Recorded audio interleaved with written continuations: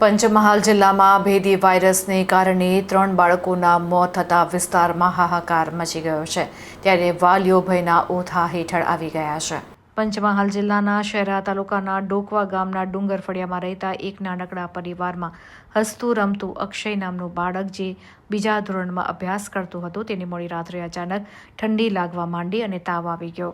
ત્યારબાદ સવારે ખેંચ આવતા પરિવારજનો તાત્કાલિક સારવાર માટે શહેરા સરકારી દવાખાને લઈ ગયા અને ત્યાંથી ગોધરા રિફર કરવામાં આવ્યો હતો।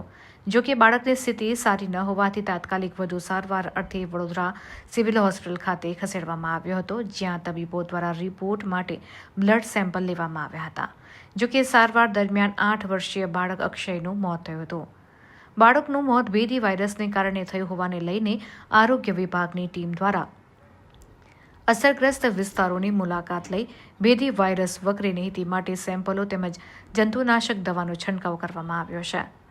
ચોમાસું શરૂ થતાં જ ગ્રામીણ વિસ્તારોમાં આવેલા કાચા તેમજ લીપણવાળા માટીના મકાનોમાં મચ્છરોનો ઉપદ્રવ વધુ પ્રમાણમાં જોવા મળતો હોય છે, તેમજ આવી જગ્યાએ મચ્છર સહિત બીજી અનેક જીવાતો જોવા મળતી હોય છે। ત્યારે ગત વર્ષે આ સમયે શંકાસ્પદ ચાંદીપુરમ વાયરસને કારણે સમગ્ર જિલ્લામાં આરોગ્ય વિભાગ દોડતું થઈ ગયું હતું।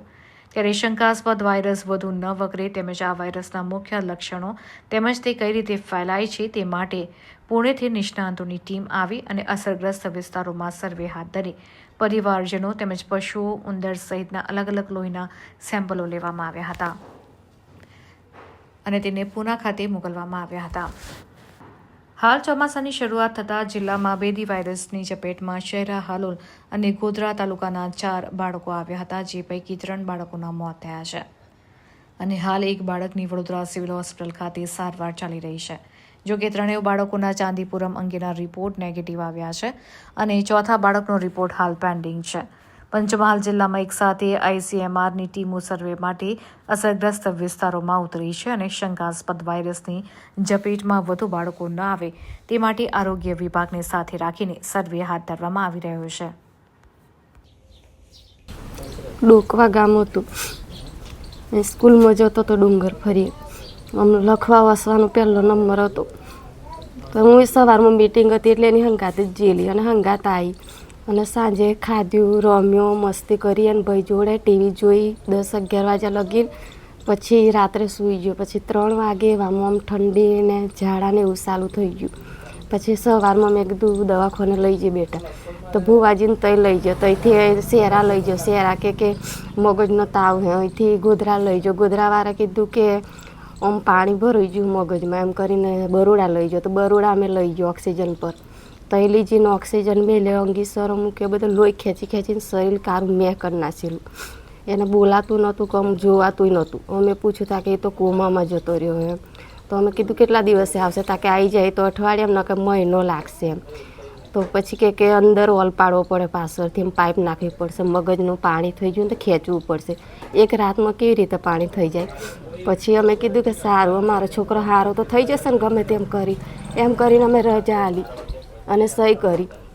તેમણે ઓલ પાડીને થોડી વાર એમ કે મોટો ઓલ પાડવો પડે એમ કરીને કાતરેથી કાપીને હવે હું કર્યું મને જોવા ના દીધું અને બાયણે મોકલી દીધી, તોય હું અઠેરીને જોઈ રહી તા તો બધી કાતરણ હાતરો લોહીવાળું હતું। પછી પાછી આવીને પછી જોયું તા તો કશું નહોતું। પછી તો એમ કીધું કે ટકા ઓછા થઈ ગયા તા, કે જીવે હે હજુ જીવે હે એમ કરી અને મને રાત સુધી રવા દીધું, આખો દિવસ ને રાતે 12-1 વાગે મને રજા આલી, તો અહીંથી ફાઇલ બાઇલ કશું જ ના આલ્યું। ફોટો હતો એનો એક્સરો પાડેલો, એક્સરો અમે લઈને આવતા ને તે હાથમાંથી ખૂંચાટી લીધો નસે, તાકી જરૂર નથી તમારે એમ કરીને મને રજા આપી દીધી।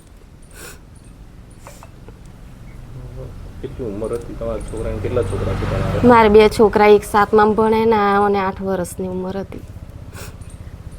સવારમાં નિશાળમાં ગયો અને 11 વાગે ઘેર આવ્યો, પછી આખો દાડો રમ્યો, રાત્રે ખાઈ પીને સૂત્યો, પછી રાત્રે 3-1 વાગે એને તાવ જેવું આવ્યું ને થોડા ઝાડા જેવું થઈ ગયું, એટલે સવારમાં અમે સીધા એને દવાખાને લઈ ગયા। દવાખાને શહેરા લઈ ગયા એટલે શહેરાવાળે ના પાડી, સીધી ગોધરા લઈ ગયા, ગોધરાવાળે ના પાડી એટલે સીધા બરોડા લઈ ગયા અને બરોડા લઈ જઈને ICUમાં દાખલ કરી દીધો। એટલે ICUની અંદર તો અમને બેસવા નહોતા દેતા, એની મમ્મી એકલી સાથમાં હતી, હવે એવું હતું।